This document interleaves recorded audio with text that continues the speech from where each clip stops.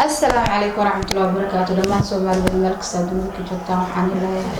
سودا وهذا ومشروع ميديا سطر وأنا لها فضلا هذا نقول ستاي سبسكرايب صار فيديو لايك صار قبل الكفر صار نقص داوضة وهو الرأي يعني واحد سوق داوضة الأصحاب هذا الشهر قراء كومنتياش بفرح طبعا مرنا وكل ما marka waxaan la rabto waxaan rabaa inaan ka hadlo ruqyo iyo maxamed waad qaanana u maleynaa waa labadii lamaane oo adeerka wiilka loo gubay guurkooda dartiis waxaan u maleynayaa inay naga rabaan caawinaad Soomaaliyeed hadaan dabcan waxa gacanta ku hayay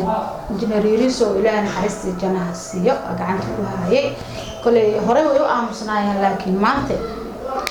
aamusnaan uma tahay waayo qof shaqaysan kara ma ahan magaaladii intuu aado ka soo xamaal karo cunug yar aan ku xariiro gabadhii oo qaba ku xariirto kulay waa qof walba way dareemi kartaa reer dhan intii laga rabaa qof guri ku jirana waa marka Soomaaliyeed waxaan dhihi lahaa kulay ana qof bini aadan kaligiis oo la hadlahaa laakiin waxaan la hadlaayo waa Soomaali dhammaan meel kasta joogto hal qof waxa uu matari karo hada gudoomiyaha kaliya hadda ma dhaxeeno macnaa ilaa wiilkaas iyo gabadhaas xuquuqda ilaa la masaarayna laakiin annaga dhan aan caawino hada ana is caawin qofna caawinayso malaha maanta la reeyo waay haduu yani uu soo xamaal lahaa maanta ficil xamaashan laakiin ma xamaal karo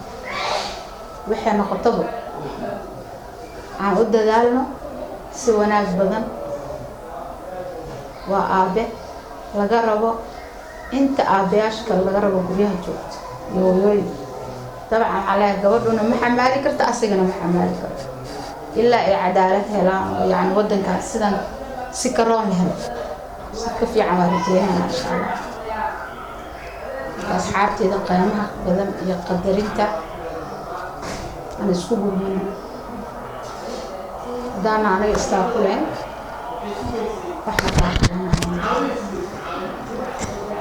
وحن لها صحبتي ذا مما يقدرك يقاية مذا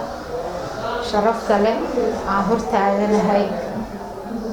إن يصوده مركزته يمان بن وحبا أيب قانا غير قلبنا واسك صوده صحابي وحن لها مانتي مالك استعجبتي markoowaad iyo marka labaad iyo marka saddexaad waxaan leeyahay hanaga iloobinina subscribe like kima laha gambalelka taabto asxaabtaada la share gareyso comment-yaasha quruxda badan barnaamijka marmaani aad iyo aad ii anfacaya. Assalaamu calaykum.